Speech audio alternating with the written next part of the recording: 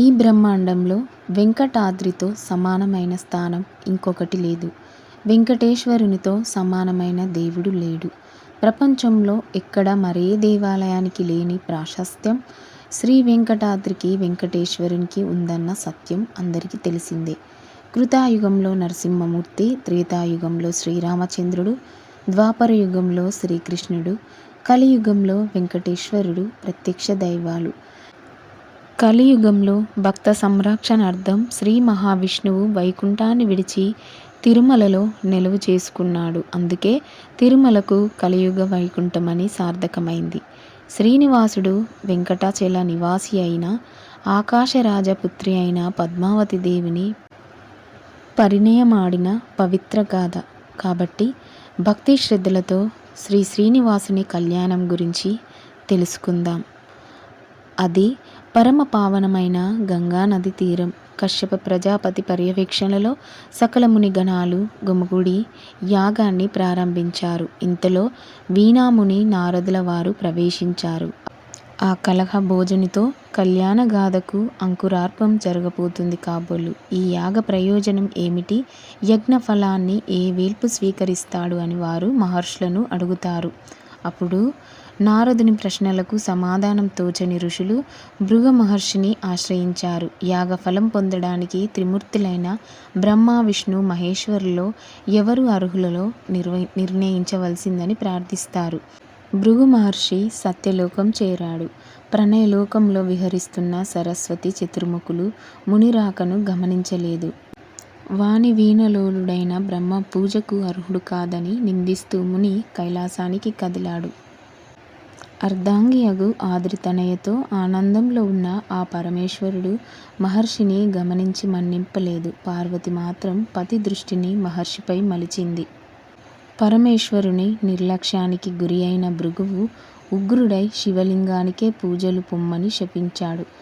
అగ్రహోదాగ్రుడైన రుద్రుని పరాశక్తి నివారించింది. పాదనేత్రుడు పాలకడిలో అడుగుమోపాడు. శ్రీకాంతసక్తుడైన వైకుంఠవాసుడు శేషపాన్పుపై పవలించి ఉన్నాడు. భృగు మహర్షికి అరికాళ్ళ మంట నెత్తికెక్కింది. ఆదినారాయణి వక్షస్థలం మీద ముని తన పాదాన్ని మోపాడు. అయ్యో, నా కఠినమైన ఉరం సోకి నీ మృదువైన పాదం కందిపోయింది కదా అంటూ ఆ జగన్నాటక సూత్రధారి భృగు పాదంలోని నేత్రాన్ని చిదిమివేశాడు. ముని అహంకారం అణిగిపోయింది. శుద్ధ సత్యమూర్తి అయిన మహావిష్ణువే యజ్ఞ పూజకు అర్హుడని నిర్ణయించాడు. మునికులమంతా యజ్ఞఫలాన్ని మాధవునికే సమర్పించినది.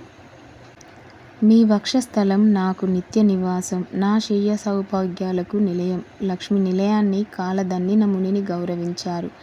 ఆ జడధారి అపచారానికి శపించక ఉపచారాలు చేస్తున్నారు. ఇంతకంటే అవమానం ఏమున్నదని ఇల్లాలికి భార్య పరభావాన్నే భరించిన భర్తతో నాకేం పని అంటూ మహాలక్ష్మి వైకుంఠాన్ని వదిలి వెళ్ళింది. అది మహాకల్పం. సృష్టి అంతా జలమయమైంది. హిరణ్యాక్షుడు వరగర్వంతో భూమిని చాపచుట్టుక చేసి సముద్రంలో ముంచివేశాడు. భూదేవి అహకారాలు విన్న శ్రీహరి ఆది వరాహమూర్తి అయి ఆ రాక్షసుని సంహరించి భూమిని ఉద్ధరిస్తాడు. తన ప్రణయాంకంలో భూసతిని నిలుపుకొని లోక రక్షణార్థం శంఖచక్రాలు ధరించి ఆ శ్వేత వరాహమూర్తి వెలిసిన చోటు వరాహ క్షేత్రంగా ప్రసిద్ధి పొందింది. బ్రహ్మాది దేవతలు పుష్పవృష్టి కురిపించారు. నాటి నుండి శ్వేత వరాహ కల్పం ప్రారంభమైంది. లక్ష్మి అట్లా అలిగి వైకుంఠం వదిలి వెళ్ళడంతో ఒంటరివాడైన వైకుంఠవాసుడు వెంకటాచల శిఖరాలు చేరాడు. వరాహ పుష్కరిణి సమీపంలో చింతచెట్టు కింద ఒక పుట్టలో నివసించసాగాడు. పుట్టలో ఉన్న నారాయణుడిని సేవించుకోవడానికి బ్రహ్మ మహేశ్వరులు ఆవు దూడగా అవతరించారు. ఆదిలక్ష్మికి ఈ విషయాన్ని సూర్యభగవానుడు వివరించాడు. గొల్లభామ వేషంతో వెళ్ళి ఆ ఆవు దూడలను చోళరాజుకు విక్రయించమని ప్రార్థించాడు. చోళ భూపతి గొల్లక తెచ్చిన ఆవు దూడలను చూసి ముచ్చటపడి స్వీకరించి తన గోశాలకు తరలించాడు. ప్రతినిత్యం గోవు తన క్షీరంతో పుట్టలో చేరిన స్వామిని తృప్తిపరిచేది. కామధేనువు లాంటి గోవు ఇంట పాలివ్వకపోవడంతో చోళరాణి యాదవుని అనుమానించి తీవ్రంగా దండిస్తుంది. మంద విడిచి ఒంటరిగా గోవు వెళ్ళడం చూసిన యాదవుడు వెన్నంటే పోతాడు. అది పుట్టమీద పాలను వర్షించడం చెట్టు చాటు నుండి గమనిస్తాడు. పాలను పుట్టపాలు చేస్తున్న ఆవుపై ఆగ్రహించి యాదవుడు దానిని కొట్టడానికి చేతి బడతను పైకెత్తాడు. గోవును కాపాడ్డానికి పుట్టలో ఉన్న శ్రీనివాసుడు గోపాలుని కర్ర దెబ్బకు ఆహుతయ్యాడు. శ్రీనివాసుని తలలో రక్తం చింది గోవుపై పడ్డది. యాదవుడు నేలకూలాడు. గోపాలుడు మరణించాడు. రక్తపు మరకలతో తడిసిన ఆవు చోళనగరం చేరింది. రాజు ఆవుపై రక్తాన్ని గమనించి అమంగళాన్ని శంకించాడు. ఆవు ముందుకు దారి తీసింది. చోళుడు గోవు వెంట నడిచాడు. ఆవు పుట్ట సమీపంలో నిలిచింది. గొల్లవాని శవాన్ని చూసి రాజు నిశ్చేష్టుడయ్యాడు. శ్రీనివాసుడు చోళరాజుని పిశాచము కమ్మని శపించాడు. దాసుని తప్పునకు రాజుకు దండన. నిరపరాధి అని నన్ను క్షమించండి అని చోళుడు శ్రీనివాసుని ప్రార్థించాడు. పద్మావతిని నేను పరిణయమాడే వేళ ఆకాశరాజు ఇచ్చిన కిరీటాన్ని ధరించిన మరుక్షణమే నీకు శాప విమోచనం పొమ్మన్నాడు శ్రీనివాసుడు. వరాహస్వామి అనుమతితో శ్రీనివాసుడు పుష్కరుని ఒడ్డున స్థిర నివాసం ఏర్పరచుకున్నాడు. వరాహ క్షేత్రమైన తిరుమలలో తనకు స్థితిగతులను కల్పించిన భూవరాహస్వామికే తొలి పూజ నైవేద్యాలు జరగవలసిందిగా శ్రీనివాసుడు కట్టడి చేస్తాడు. వరాహమూర్తిని సేవించే వకుల మాలిక శ్రీనివాసుని లాలించసాగింది. వకుల పూర్వజన్మలో యశోద తన చేతుల మీదుగా శ్రీకృష్ణునికి కళ్యాణ తిలకం దిద్దలేకపోతునే అని ఆ తల్లి ఆరాటపడింది. ఆ కోరిక తీరక యశోద వకుల అయ్యింది. కృష్ణయ్య శ్రీనివాసుడయ్యాడు. వకుల కనులలో పోరాడేది కృష్ణుడే. ఆ రోజుల్లో ఆకాశరాజు తొండమండలాన్ని పాలించేవాడు. ఇతని తమ్ముడే తొండమానుడు. సంతానార్థి అయిన ఆకాశరాజు యాగాన్ని సంకల్పించి యజ్ఞవాటికను దున్నసాగాడు. ఆశ్చర్యం! నాగేటి చాలు సోకి భూమి నుండి వెలువడిన పద్మంలో ఒక అందాల పసిపాప బోసి నవ్వులు పలుకబోస్తుంది. ఆకాశరాజు ఆనందానికి అవధుల్లేవు. ఆ పసిపాపను ధర్మపత్ని ధరణిదేవి చేతుల్లో ఉంచాడు.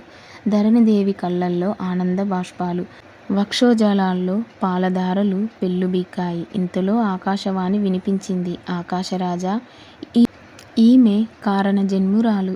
ఈ కన్యక వల్ల మీకు లోకోత్తర శుభములు సమకూడగలవు. పద్మంలో వెలిసిన పాపకు పద్మావతి అని నామకరణం చేసి ఆ రాజదంపతులు అల్లారుముద్దుగా పెంచసాగారు. యవ్వనవతి అయిన పద్మావతి ఒకనాడు చెలికత్తెలతో వనవిహారం చేస్తుండగా అక్కడికి ఒక ముని వచ్చాడు. పద్మావతి హస్తరేఖలు పరిశీలించి నీవు మహావిష్ణువునే చేపట్టగల భాగ్యశాలివి అన్నాడు. ఆ త్రికాలవేది ఎవరో కాదు, నారదుల వారే. వేటకు వెళ్ళిన శ్రీనివాసునికి మదపు ఏనుగు ఎదురైంది. ధనుర్బాణాలు ధరించి అశ్వరూఢుడై శ్రీనివాసుడు దానిని వెన్నంటి తరమసాగాడు. ఆ మదగజం గజగమనాలు విహరించే ఉద్యానవనం చేరింది. ఆ ఏనుగును చూసి పద్మావతి చెలికత్తెలు భయభ్రాంతులయ్యారు. అక్కడ శ్రీనివాసుని చూడగానే ఏనుగు ఆశ్చర్యపోయింది. బెదురు తీరిన ముద్దుగుమ్మలు ఆశ్చర్య స్వరూపుడైన శ్రీనివాసుని చుట్టుచేరి ప్రశ్నించసాగారు. పద్మావతి ఆ నవయువకుని ఓరగంట చూడసాగింది. శ్రీనివాసుడు పద్మావతి వైపు తిరిగి తన పేరు పెంపు తెలిపి ఆమె పుట్టు పూర్వత్వాలు తెలుపమన్నాడు. పద్మావతి ఆకాశరాజు పుత్రిక అని చెలికత్తెలు తెలిపారు. శ్రీనివాసుని మనసు వశం తప్పినది. మీ చెల్లిని నేను ప్రేమించాను, పెళ్లి చేసుకుంటానని పద్మావతిని సమీపించాడు. చెలికత్తెలు అతని దుడుకుతనాన్ని వారించి రాళ్లందుకున్నారు. ఆడవాళ్ల దెబ్బల రుచి తెలిసిన అవతార పురుషుడు మర్యాదగా శేషాద్రికి వెనుతిరిగాడు. శ్రీనివాసుని మనసు పద్మావతి ఆధీనమైనది. వకులమాలిక ఆప్యాయంగా అమర్చిన భక్ష భోజ్యాలను ముట్టలేదు. పరధీనుడైన తనయుణ్ణి చూసి తల్లి మనసు తల్లడిల్లిపోయింది. నీ మనసులో బాధేమిటో చెప్పవయ్యా శ్రీనివాస అన్నది వకుల. శ్రీనివాసుడు పద్మావతిపై ప్రణయాన్ని తెలుపుతూ ఆమె పూర్వజన్మ వృత్తాంతాన్ని కూడా వినిపించసాగాడు. అపర లక్ష్మీదేవి అయిన వేదవతి ముని ఆశ్రమంలో ఉండగా కామాంధుడైన రావణుడు ఆమెను వంచించి బలాత్కరించబోయాడు. వేదవతిలో కోపం బగ్గుమన్నది. నీచుడా, నీ చావుకు నేనే కారణమవుతా అని శపించింది. రాక్షస స్పర్శకు నిందించుకుంటూ వేదవతి అగ్ని ప్రవేశం చేస్తుంది. అగ్నిదేవుడు ఆమెను సురక్షితంగా తన భార్య అయిన స్వాహాదేవికి అప్పగిస్తాడు. వనవాసం చేస్తున్న సమయంలో రామలక్ష్మణులు లేనప్పుడు సీతమ్మను అపహరించుకొని పోవడానికి రావణాసురుడు పంచవటికి వస్తాడు. ఆ దశకంఠుడు లంకకు ఎత్తుకొని పోయినది అసలు సీతను కాదు, ఈ వేదవతినే. సీతమ్మగా భావించి రావణుడు వేదవతిని లంక చేర్చగా రాముని అర్ధాంగి సీత అగ్నిహోత్రుని ఇల్లు చేరింది. రావణుని ఇంట ఉన్న వేదవతిని సీత అనుకున్న రాముడు ఆమెను స్వీకరించక నిరాకరిస్తాడు. వేదవతి అగ్ని ప్రవేశం చేస్తుంది. అగ్నిదేవుడు సీతతో పాటు వేదవతిని కూడా రామునికి అప్పగిస్తాడు.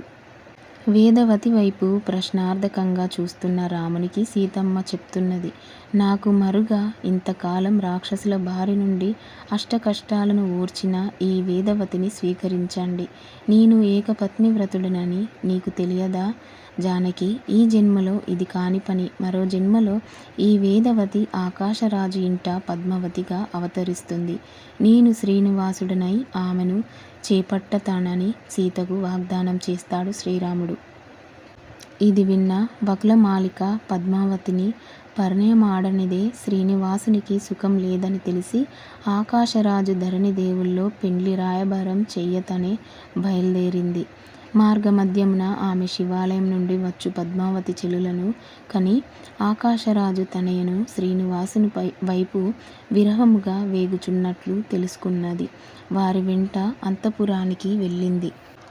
పద్మావతి విరహజ్వరంతో పాన్పు పట్టింది. తన కూతురు శ్రీనివాసుని వైపు మరలుకున్నదని విన్నారు. బృహస్పతితో సంప్రదించి శ్రీనివాసునితో సంబంధం శ్రేయస్కరమని కళ్యాణ గడియలకు ఎదురుచూడసాగారు. శ్రీనివాసునికి తొందరెక్కువ. ఎరుకల సాని వేషంతో పద్మావతి నగరు ప్రవేశిస్తాడు. రాజవీధుల్లో తిరుగుతున్న ఈ కపట సాముద్రికవేత్తను చెలికత్తెలు రాణివాసానికి రమ్మని పిలిచారు. ఎరుకల సానికి శ్రీమద్ గాంభీర్యం ఎక్కువ. రాణిగారి పిలుపు లేనిదే అంతఃపురానికి రానంటుంది. తన కుమార్తె భవిష్యత్తే సర్వస్వంగా భావించిన ధరణీదేవి ఆ ఎరుకల సానిని స్వయంగా వెళ్ళి ఆహ్వానిస్తుంది. పద్మావతి చేతి సొగసు రేఖలను శేషచీల ఎరుకల సాని చూస్తూ, ఇది ప్రేమకు సంబంధించిన జబ్బు. కొండల దొర శ్రీనివాసునికిచ్చి పెళ్లి చేస్తే అన్నీ కుదురుకుంటాయి. త్వరలో ఆ కోనేటి రాయుడు తన తల్లిని పెళ్లి రాయబారానికి పంపుతాడని చెప్పింది. ఎరుకల సాని వెళ్ళిపోయిన అనంతరం రాణి పరిచారికలతో కూడియుండ వకులమాలిక రాణి వద్దకు వచ్చి తాను శ్రీనివాసుని వద్ద నుండి వచ్చినట్లు తెలిపి ఆయనకు పద్మావతిని ఇయ్యవలసిందిగా ఆర్థించింది.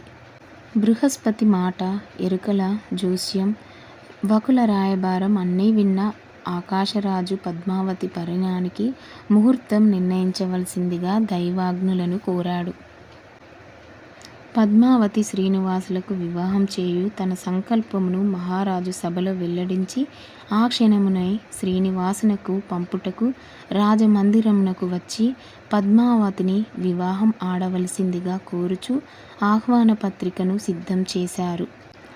ఆకాశరాజు సందేశం కొనిపోవుటకు శుకమహర్షిని అర్థింపగా ఆయన వకులమాలికతో సహా వెంకటగిరికి వెళ్ళి శ్రీనివాసుని దర్శించి పత్రికను ఇచ్చి ప్రీతుడైన శ్రీనివాసుడు మహర్షి ద్వారా కంఠమాలను బహుమతిగా పద్మావతికి పంపినాడు. శ్రీనివాసుడు పద్మావతిని పరిణయమాడడానికి శివ బ్రహ్మాది దేవతల ఆమోదాన్ని పొందాడు. కళ్యాణానికి కావలసిన పైకాన్ని అప్పుగా సమకూర్చమని శ్రీనివాసుడు కుబేరుణ్ణి ఆదేశించాడు. పెళ్లి కోసం చేసిన అప్పును కలియుగాంతం వరకు చెల్లించక తప్పదు వడ్డీ కాసుల స్వామికి. ఆకాశరాజు సకల రాజమర్యాదలతో శ్రీనివాసుని ఆహ్వానించాడు. కొత్త పెళ్లి కొడుకును భద్రగజముపై ఊరేగించాడు. శ్రీనివాస చంద్రుని దివ్య సౌందర్యాన్ని నగర కాంతులు నయన చకురాలతో ఆస్వాదించసాగారు. కళ్యాణ వేదిక మీద పద్మావతి శ్రీనివాసులు పద్మావతి పాణిద్వయాన్ని శ్రీనివాసుని చేతులలో ఉంచి ఆకాశరాజు తృప్తిగా నిట్టూర్చాడు. మెరుపు మేఘం కూడా మెరిసినట్లయింది. ముక్కోటి దేవతలు ఆశీర్వదించారు. ముత్తైదువులు మంగళగీతాలు వినిపిస్తున్నాయి. ఇది లోక కళ్యాణం కోసం అవతరించిన శ్రీనివాసుని కళ్యాణ గద. ఎవరైతే భక్తి శ్రద్ధలతో ఈ కథను వింటారో స్వామివారి అనుగ్రహం తప్పకుండా కలుగుతుంది. ఓం నమో వెంకటేశాయ నమః.